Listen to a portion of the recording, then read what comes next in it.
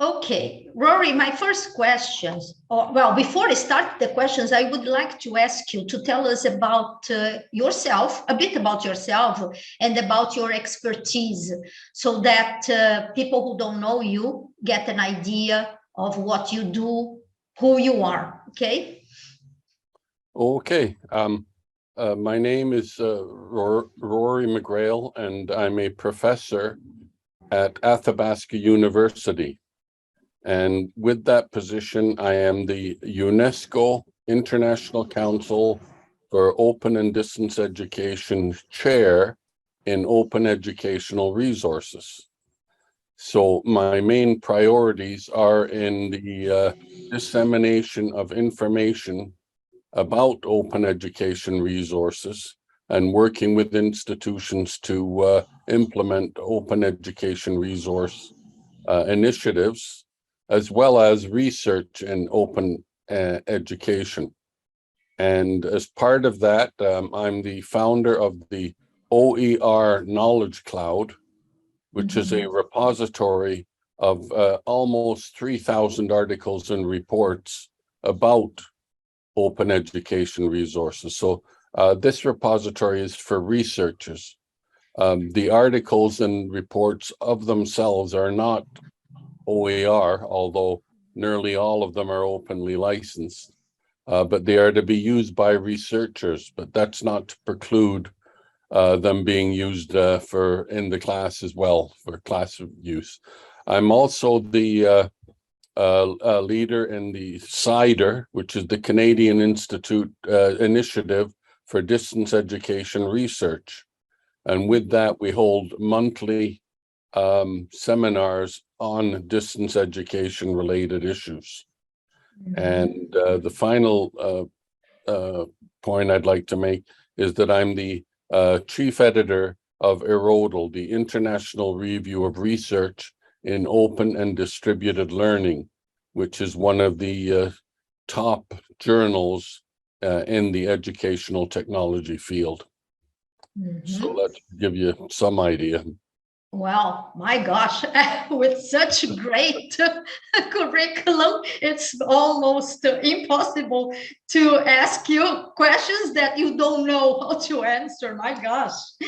Okay, well, my first question is, the world is based on digital information, right? Yes. What are your considerations about this statement, digital information? Well, what a lot of people have great difficulty getting their mind around, and I understand why, is that the world economy today is digital. That is, and what that means is that there's more economic activity around the movement of bits of information than there is about manufacturing, producing automobiles, agriculture, producing food, etc. That the world economy today is digital. And as part of that, we have to understand that because it's digital, information can be moved around the world at as fast as the speed of light. So it is also global. So we have a digital global economy and a society that is more and more becoming digital and global.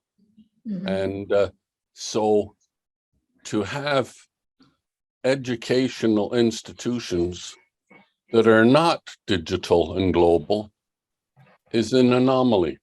It doesn't make any sense. We have to keep up with the world the way it is, not the way it used to be a century ago. And so we need to update and bring in digital education to our students. We cannot deny them the whole world economy. We have to make them and help them to become proficient users in the digital economy and society. But do you think we are prepared for this? Well, the country, the world is the countries are prepared for this? Um, Or what should be with done in change, order to prepare? yes. Well, what's happening is that changes of this magnitude always leave us unprepared. But what gave us a big boost, of course, was in the COVID epidemic. And suddenly, institutions, traditional institutions, had no choice but to go online. And for years, been spinning the line without evidence that classroom-based learning is the be-all and end-all, and that any other type of learning is inferior. And by the way, with no evidence, with absolutely no evidence about this. And I call that educational creationism. That is, they believe that God created the classroom many years ago, and that is the way of teaching, and that no other way can be better. And I'm an educational evolutionist, and I believe that we can evolve beyond the classroom and do more with digital technology than we could ever do with the classroom. Sure. So, and again, I'm not saying that the classroom model does not work for today. Perhaps a hybrid system is what we need. Perhaps some students lean more towards the classroom, some other students lean more digital, etc. So I'm quite open about it. You don't want to throw out the baby with the bathwater. But at the same time, there has been, with COVID, a huge transition to digital education. And what they've found out is what we've known in distance education for years, is that it works. And that students can learn online and learn effectively. So that is my view, is that we need to continue down this path.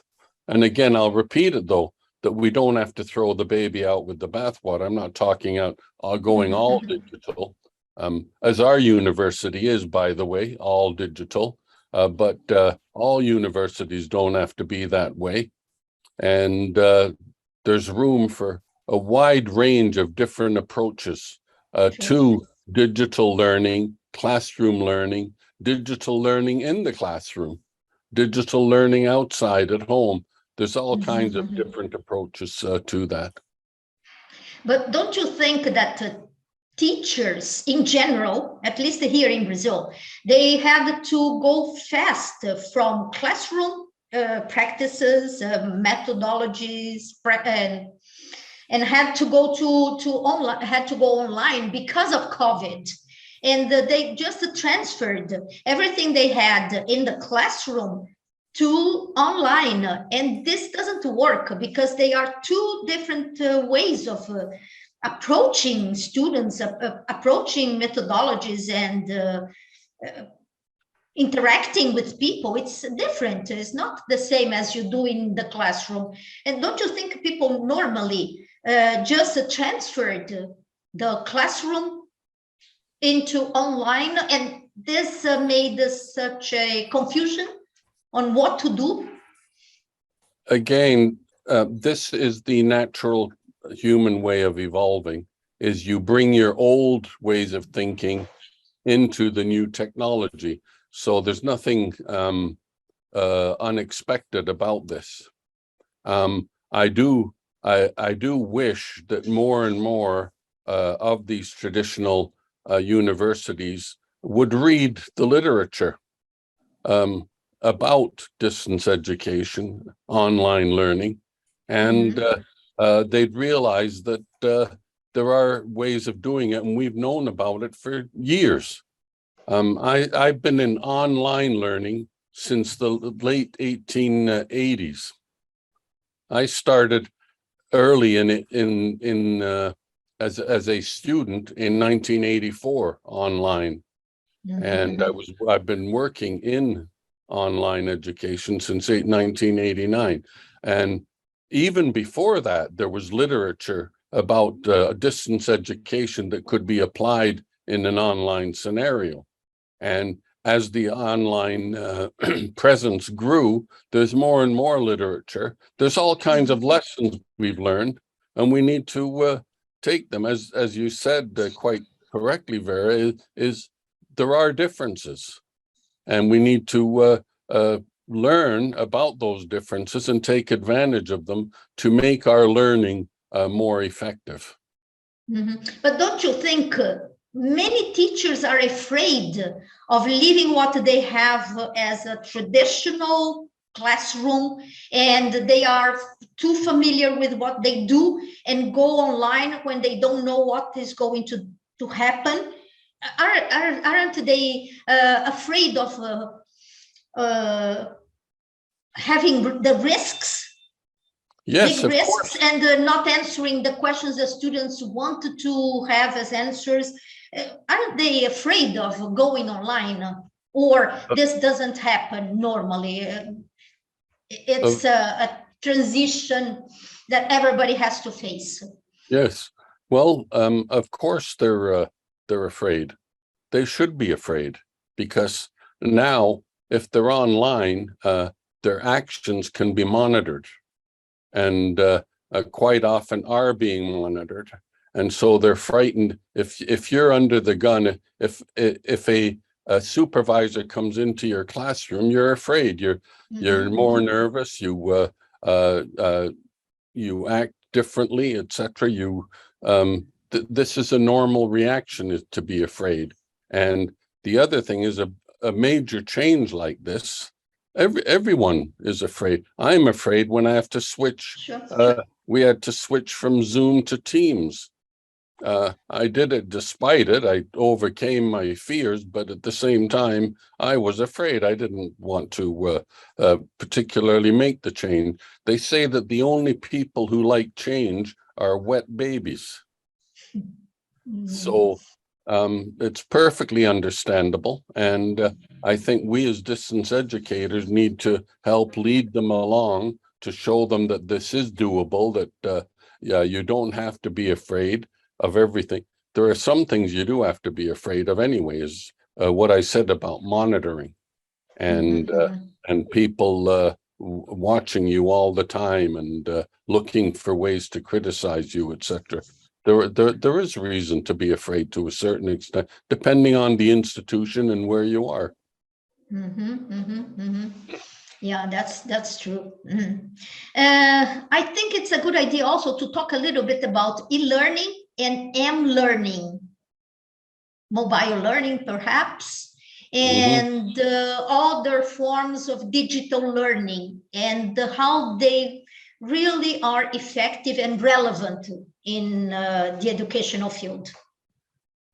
Well, and also I would include, I also would include this distance learning, because they are not the same, right? They are different things. No, they're not the same. They are similar. Similar, but not the same. Yes, that's right. No, they're not. Because you can do mobile learning in the classroom. I mean, that's for sure. But one thing I've noticed, and I have been following tablets and phones for learning since 1999, when I worked with an Irish colleague for Siemens on an experiment using their what are now very, very primitive mobile devices for learning. And I believe that Athabasca University was the first mobile-enabled library. We built software in order that people could access the university library contents with their mobile devices. And so we've had a long experience with this.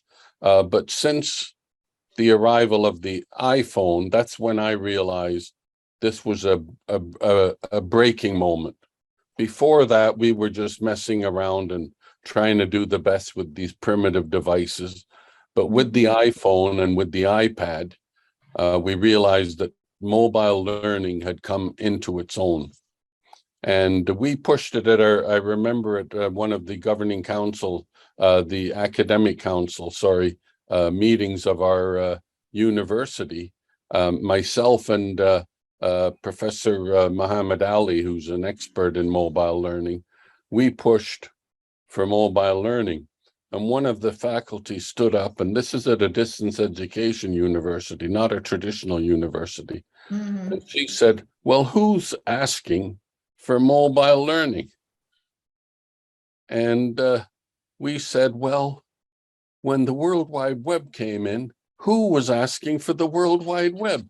It came in anyway. It doesn't matter whether people are asking for it or not.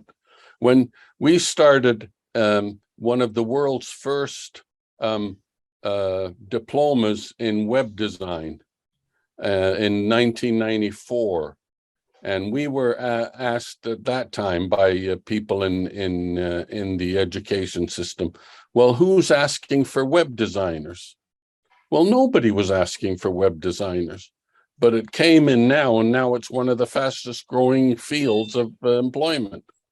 Sure. So we brought in mobile learning, we brought in web-based learning into Athabasca University earlier than most.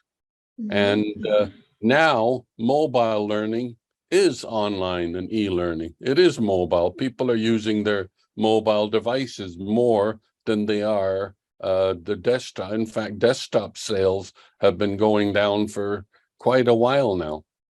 Now, the other development that I would just like to mention here are hearables. Have you heard of hearables? No. Hearables are tiny computers that you put in your ear, and they're very powerful, and they can be used to use search on the web. It can monitor what's happening in your body. It can translate, and I've used them to translate from Spanish to English, from Chinese, English, Chinese, Vietnamese, and they work. However, I'm talking now of near instantaneous translation. The problem with them is they're not quite ready yet, because you need a powerful internet connection and more or less quiet in the room. But they're getting better and better every year, and people will be able to use these for learning. And I can see, I don't know, is there such a thing as non-learning? Because why would you learn a language if you can just put this in your ear and it translates for you? Yeah. I'm a language teacher, and this bothers me considerably, because I think there's a lot to learn. When you learn another language, you become a different person. It changes your thinking, your way, and everything. And if you just rely on translators, it's not really as good. But at the same time, it's coming. How do we deal with it? And these devices will be used more and more for learning. At the moment, they're not quite ready yet. They seem to be good enough to be used in some medical circles. With doctors, just ask it if they say they're thinking of a certain article or a certain prescription.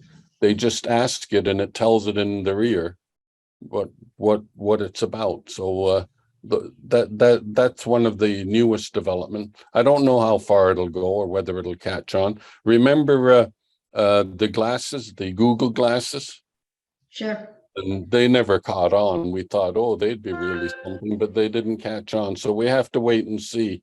But I knew that mobile would catch on.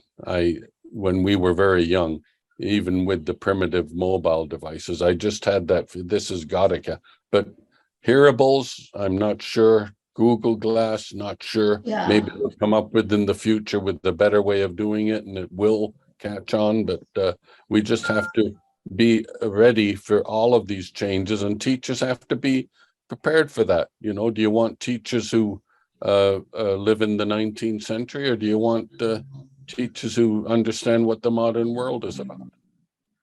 Yeah, but going back, I was thinking while you were talking about this device that can translate things. This is practical, but it's not learning a language. Learning a language is much more. You have to be involved with the culture. So you don't learn a language just by translating, right? No, You you have don't. to get deep into the language, get involved with the culture, with how people think. So it's different. So I don't know if this is very practical. I agree with you 100% on that, because as a language teacher, and but I would say, well, for example, if you need to translate an article really quickly, Sure. you know, or practical things, right? for practical, instant things. But it's still part of education. It's still part of education. And for example, if you go to Vietnam and you're just there for a meeting, it could be used. That's an educational use of it. So there are uses for it, and but yeah, I'd be concerned if people stop learning other languages. Well, you know, just that it does affect you, your personality and everything. Sure. Okay. One thing that I am really interested in, and you are an expert, is open education. Can you tell us a bit about open education in your country, how it evolved and how it is now? Yes, very disappointing. It is not. It is not moving as fast as I would like, but there are some promising development. We do have in British Columbia an open educational resource repository of, I think, around 300 textbooks now, fully open, fully licensed, etc. There are institutions like mine that are doing some things with open education resources, but up to now it's been from faculty level going up, and not the administration has not really supported it.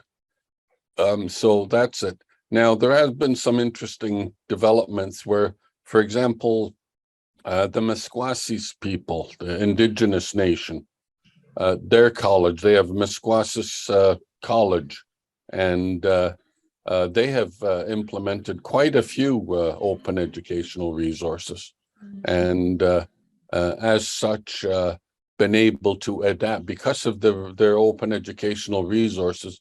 They can adapt them to their indigenous way of doing things, because as you know, with commercial content, you can't change it. You have to take it as is. So they've been doing that, and it's of course saving them money because they're not buying the commercial content. So that's another initiative.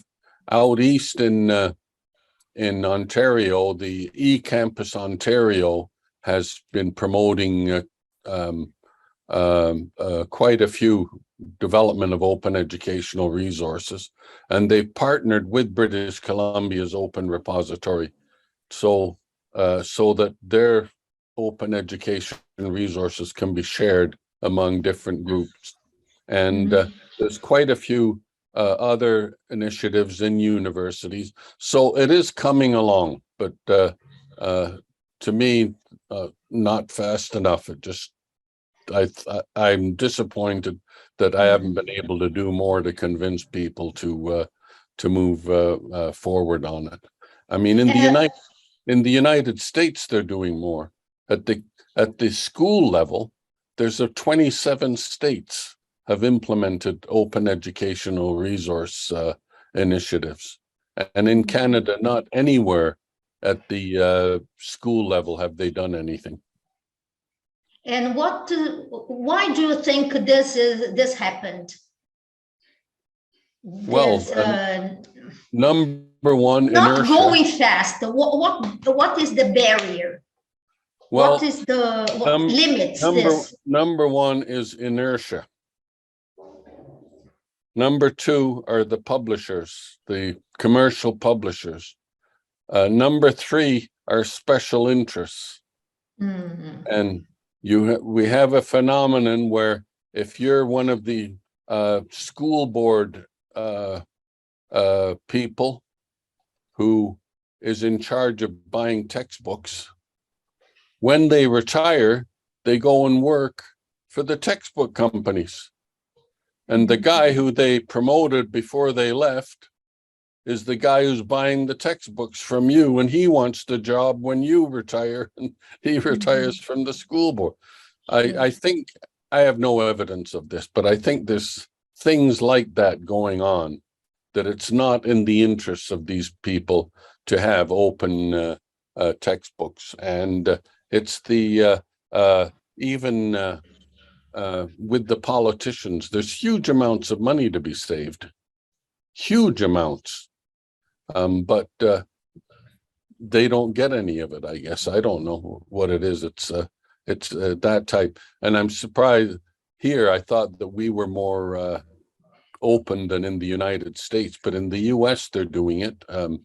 The Republican states are doing it because they save money, and the Democrat states are using it because they can adapt the material to their needs. So both sides seem to be supporting open educational resources at the K to 12 level. I wish that some of our school board people would visit those places in the United States more. So would it be a fear of personal interests more involved in this than anything else? No, I think more than anything else, it's simple inertia. This is the way we've always done it. We have these agreements with these publishers, and they've worked well for us, and the government's always given us the money to buy them. And, you know, why rock the boat? You know, what'll happen is if we use open educational resources, we won't save any money. The government will give us less money. And they have a point. There's systemic problems that need to be addressed, and would have to be addressed in order to implement open educational resources. Is there a way of breaking this inertia? Not an easy way, but a way at least. I wish I tried. At one point, about 10 years ago, the Minister of Education, he was actually on the board of Curriki. Are you familiar with Curriki? It's a repository of K to 12 school OER in the United States, and he was on the board, and he was our Minister of Education here, and he was gung-ho for that, and I was working with him, but a month later he was moved to another ministry, and the new minister didn't know anything about it, and it wasn't his priority, and it just ended. Then a new government came in, and none of them were interested. And so that's the reality of living in a democratic system. It can be very frustrating to those who want to move things forward. In education, everything is a priority, right?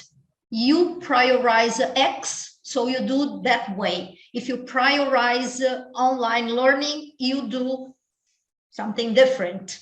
So yes. I think it's the priorities are the most important thing, right? Not really, I don't know if it is inertia or if it's a way of prioritizing things. What do you think? Oh yeah, I think, well, it's inertia is the priority is to keep things the same. That this has worked, why rock the boat? Why do anything? I mean, they didn't change in education when COVID came, they had to. Suddenly they had to. The boat was rocking and they had to do something about it. So that's the only way it'll change. I believe is with other hits like that, some kind of, they call it a black swan event, one that just comes out of nowhere and forces you to shake and readjust your priorities, which, so you're 100% right. It's a matter of priorities and whether or not you get things done or not. Mm-hmm. How have you guys done? What have you done during this COVID-19 period? How did it work with schools closed? Everybody went online, and how efficient was it? Or what did you do in order to make it more effective than it could be? Well, for our university, nothing changed. We were all online anyway. And I shouldn't say nothing changed. We had a very large increase in the number of students. So that was our university. Now, in other universities and in the schools, they moved very rapidly towards basically mostly in the universities and well in the schools too, is they wanted to put the classroom online. So they had online classrooms, which again, as I said before, it's perfectly natural to bring your old ideas into the new when you're doing it. In fact, there's a certain rationale for this. That is if you're coming with new methodologies, then keep the old ways. If you're coming with new ways of doing things, keep the old technologies. Do you see what I mean? If you bring in a new methodology and a new technology at the same time, it's too much for people to handle. Mm-hmm. So there is a certain logic in it. Certainly we had training for teachers at our university. Quite a few teachers did come to us and get training in distance education. It increased our distance education teaching. So that happened quite a bit. Others just learned on their own. And as you mentioned, maybe didn't do it so well. It wasn't very effective. And what we get now coming out of it from the reports I've seen is that huge numbers liked it and huge numbers didn't like it. It's a mixture. Like a lot of students said, "Oh, I just want to get back in the classroom," and others were saying, "Well, I never want to get back in the classroom. I really enjoyed it." And depending on their home environment and their school environment, if they had a really jolly school atmosphere where they love to go there every day, then I can understand they'd want to get that back. And especially if they had a very unsupportive home environment, they might want to go to school. I mean, part of the problem was with many, quite a few more than you would think in a advanced country like Canada, they didn't have computer access at home. And quite a few people don't, even if they had computer access, they don't have any room. They don't have a study hall for their kids. They don't have a separate bedroom for each kid. And they had to make those adjustments. Now, those in middle class homes with kids with their own computers and everything, great. They loved it. They just really went for it. They didn't mind going to school at all. They didn't not going to school. So it was a mixed bag, as would be expected. And again, that's one reason why I'm saying let's be a little bit pragmatic about this. And for some kids, at some times, they need a classroom. And especially at the child level, I think at the adult level, it's a different story. But at the child level, sometimes they need the discipline of a classroom and they need to be in that type of environment. But they also need to have online experience. And I supported this, the Ontario government, which is our largest province.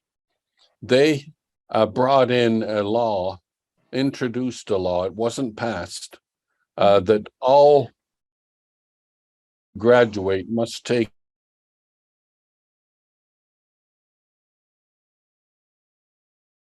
union went crazy. They just said, no way, you can't do this. And there were big protests against it, which I found is ridiculous. I mean, you're living in the digital age and you don't want your students to graduate with digital skills. Like, it didn't make any sense to me. Sure. Anyway, the teachers union really opposed it. And anyway, the government backed down and they said, well, one. And then they back down further and they say, and it doesn't have to be compulsory. And then COVID hit. This was just before COVID hit, and then COVID hit with an absolute bang.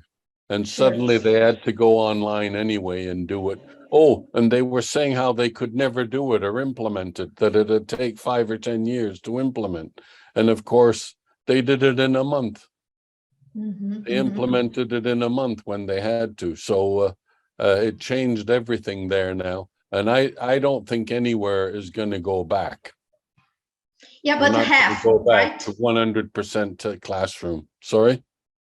No, I mean, in the beginning, you were saying something that I believe it will be the truth, to have something hybrid, partially online, partially in the classroom, because if you have only online activities, I think you lack the social interaction, right? The social contact with people. I don't know. Well, that is the view of many. My view is that it's a different type of social interaction. And yeah, no, I didn't get. You know that a very great majority of married people, young married people, met online in Canada and the United States. It's a large majority. It's not just a few. And so how did that happen? You know, they meet online.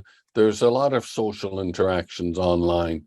And in fact, in many cases, I'd say there's more social interaction going on online than in the classroom. If you go to a normal university here, first and second year, there's 200 people in your class. You know, what kind of social interaction do you have there? Yeah, you're right.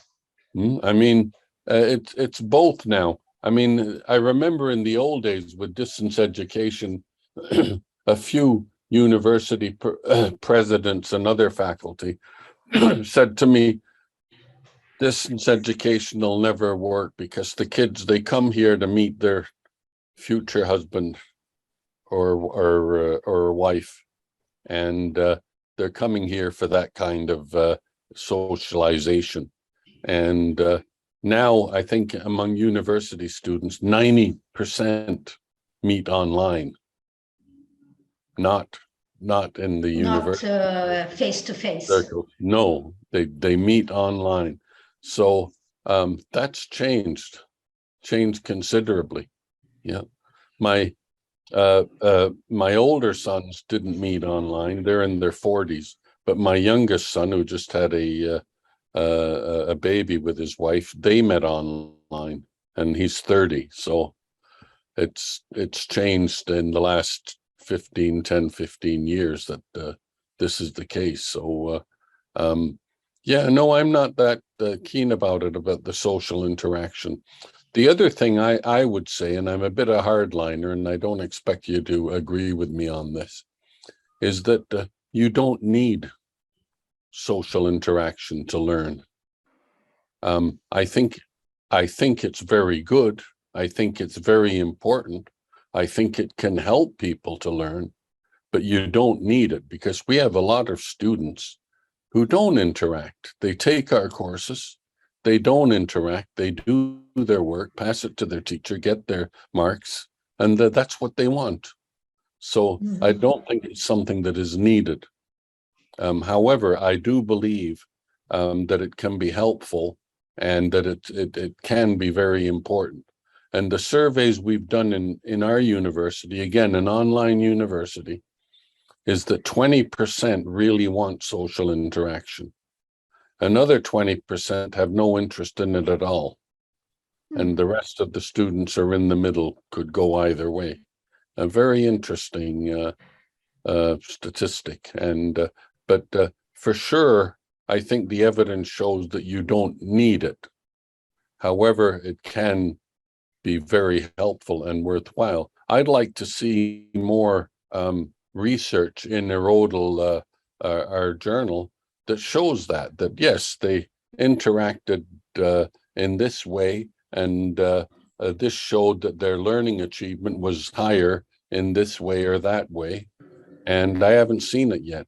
And what I'm getting is way too many articles where they say, oh, yes, the students interacted this way and that way and the other way, and they don't mention anything about whether they learned anything. They don't even mention it. Some of them don't even mention what subject they were teaching. All they did was talk about the interactions. Well, to me, interactions are only good in an educational setting is if the students learn something. Sure. And I mean, but they don't even mention it. And I'm getting a lot of articles submitted that way, which we just send back. And we say to them, well, if you can show that they learned something, that'd be great. But a lot of them can't. They never even thought it was important enough to report on. Can you imagine the teachers who don't think that learning something is important? Like, what are you doing teaching if you don't think that learning something is important? Like, why are you there? Yeah, sure. No, you mentioned something very, very interesting. I never thought about that. But you are right, because there are some people who wanted to learn by themselves. They don't want to collaborate or have any type of interaction. They learn through different types of resources, right? And they don't even need to interact with anybody. They learn, right? Yes, absolutely. But I still value interaction. Sure, I mean, people say, oh, I'm against interaction. I am not, but let's talk about what's really truly happening here instead of saying, oh, interaction is everything. The other part of that is they come with articles, oh, the students, they're satisfied. All the students agree that they learned something. Well, this is ridiculous. What, sure. They agree that they learned something? You need evidence that they've learned something. Sure. And I give you a story about my life, is that I used to fancy myself as a really good ping pong player, table tennis. I was the champion of St. Basil's Parish. And so I thought I was pretty good. And this was about maybe 30 years ago, but it was a traumatic experience for me because I played with my 13-year-old niece. And I went to the table thinking, well, I'm gone. You know, okay, and there she wiped me. Absolutely demolished me. But I thought that I knew. I thought I knew about ping pong. I knew nothing about it, but I really believed I did. And this has stuck with me because it was a very traumatic experience for me. And especially because I'd been bragging about how great a ping pong player I was before. Sure. And everybody was watching. So it was pretty devastating. But embarrassing. Absolutely.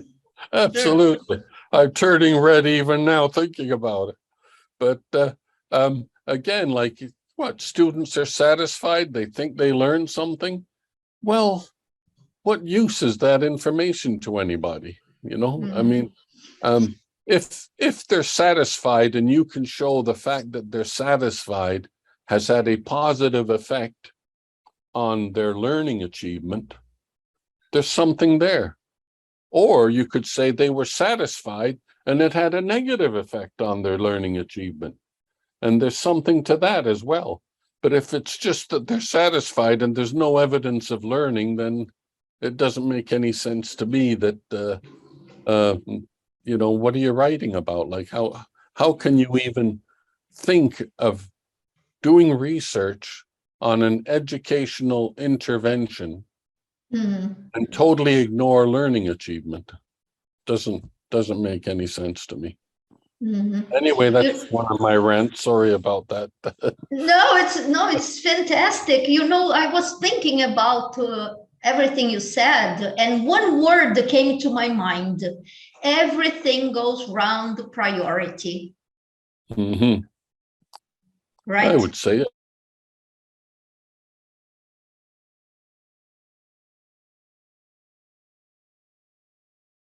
Discussions. Well, no, you prioritize learning, and group discussions help you to reach that goal. Absolutely, priorities. Yes, I fully agree with you. Priority is the key word, right? Yes, I'm going to put that into my standard letter to them from now on, is the priority. What is your what is the priority of you as a educator in a learning And the priority yeah. of your priority as a student also. Yes, that's right. Yeah, to learn something. Yeah. To learn something, exactly. Yeah. What makes Yeah. you really want to learn, or that's not necessary. Yes, absolutely. Yeah. So priority is the key word. I like that. Yes. Okay, well, I just wanted to ask you one more question. What are your final considerations about new and expected attitudes, both by teachers and students in this post-COVID period or times? Sorry, their what? What are the new expectations? New attitudes and the new expectations of both teachers and students in this, let's say, new period after COVID. What are the expectations now? Well, again, I would return to what I was saying earlier, is we live in a digital world. The world is digital. The world is global. The world is mobile. Our students have to be global, digital, and mobile. And that, to me, is the way the world is, and let's address it. Let's not live in the 19th century. Is the whole world going to live in the 21st century and our educational institutions remain in the 19th century, not the 20th century? Many of the traditional learning, it's from the 19th century, the way they operate.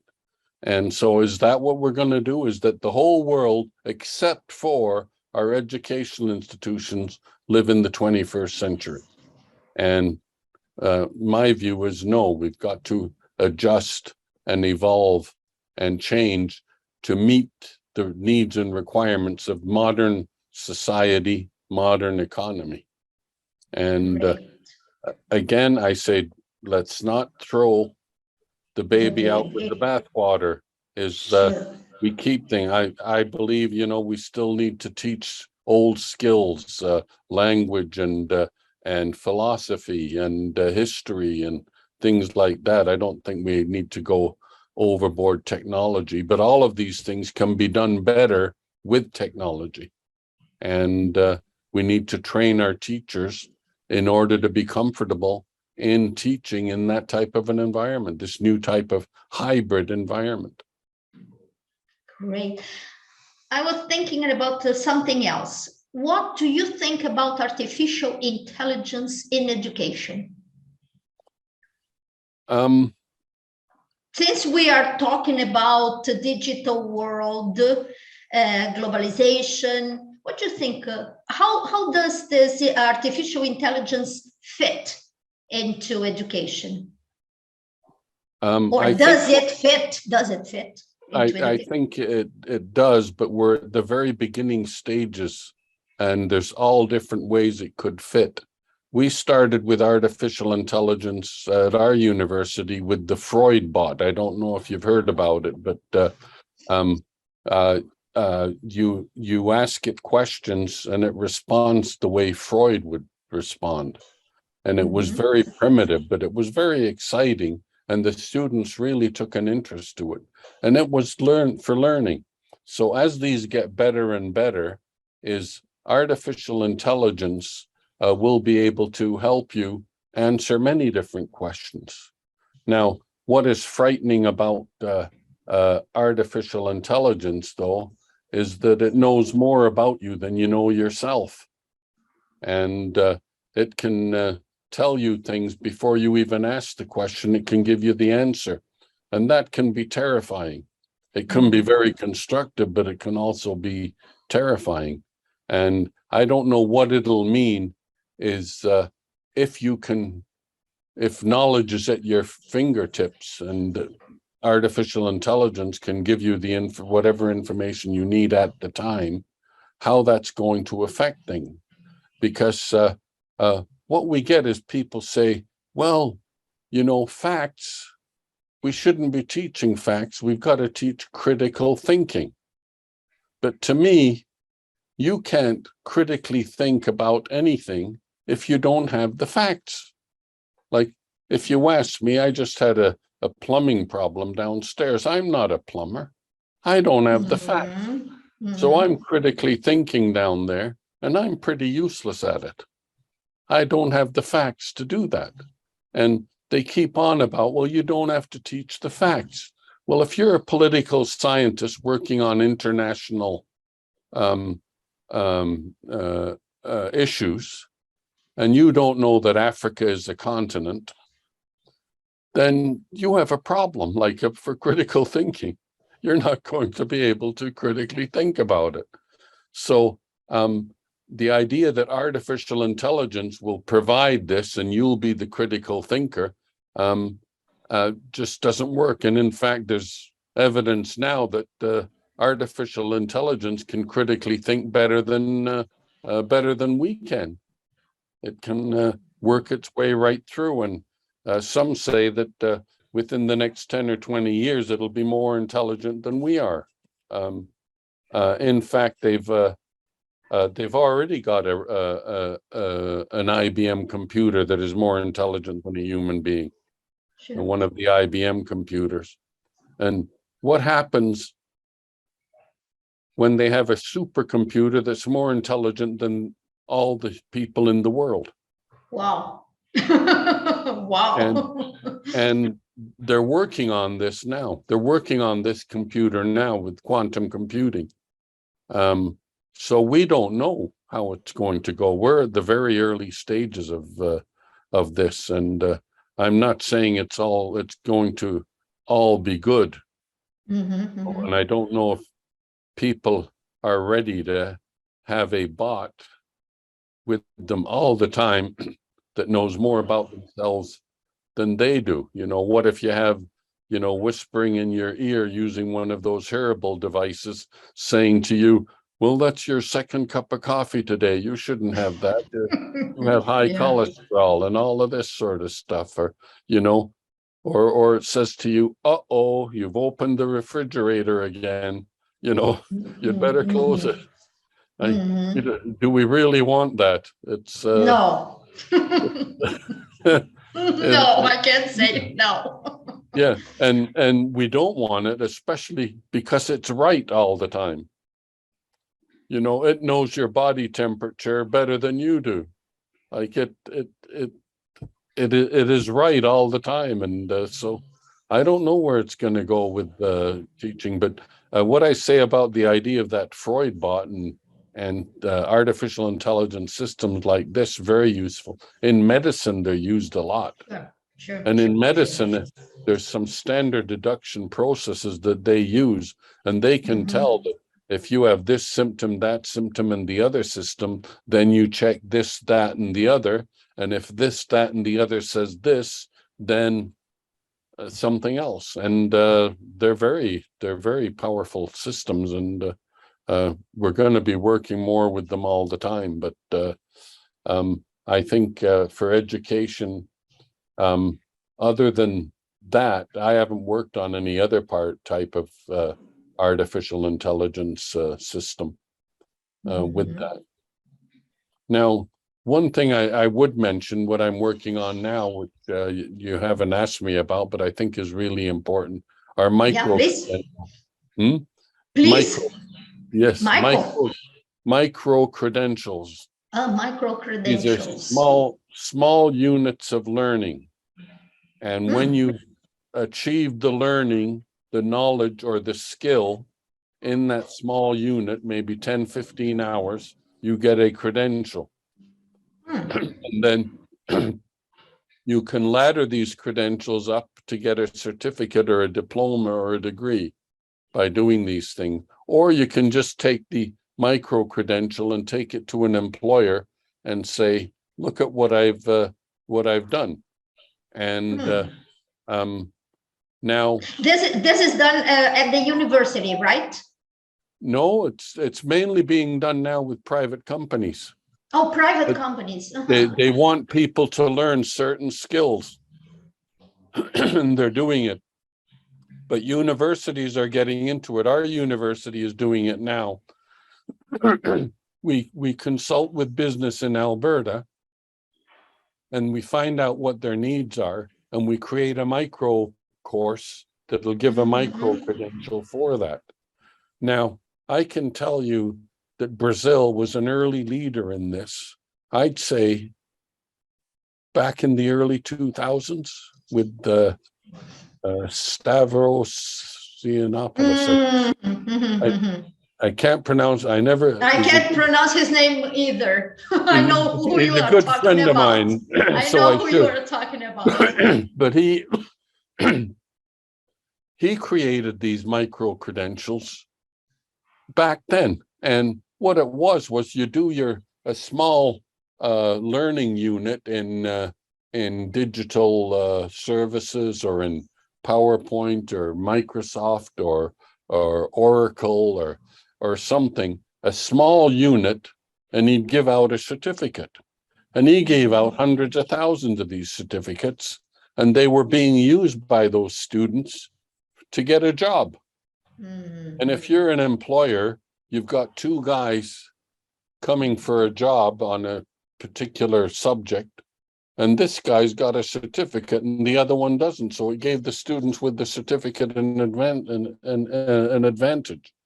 And he said he knew when successes really came was when people started counterfeiting his certificates. That's when he knew when they had real value, because at first they thought, what's the value of that?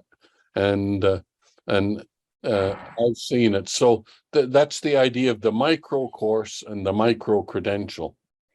And now there's groups looking to put it into a blockchain where it becomes a permanent, immutable record that you can keep and that can't be altered. So that is a development. I've been doing some research on that quite a bit lately, but I thought I'd mention that to you.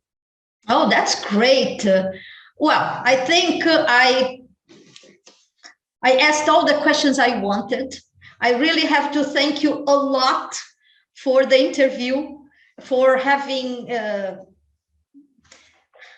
for letting us be with you, even though online, not face to face, as once we were, right? But it was really great, Rory. I thank you very, very, very much. And I am very interested in your research on blockchain and whatever you are doing, right? Yeah. And putting these credentials together. So let us know about it. Okay.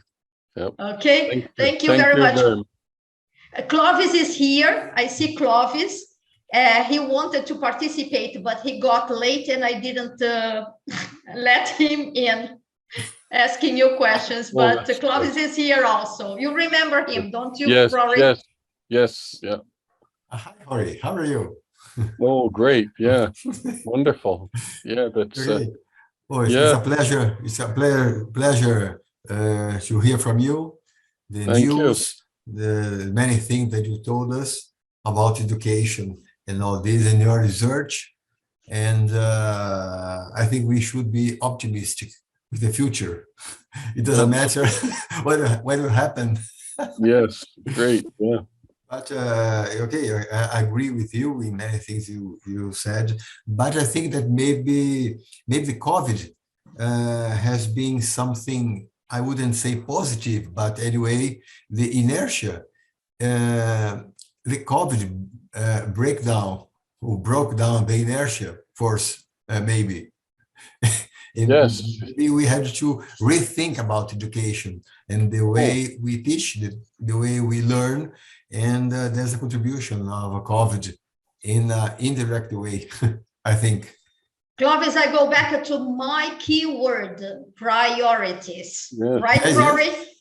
Good Yes, of point. course. Yes, priorities. It's very important. And with COVID, because of this switch, distance education, it's like Cinderella has become a princess.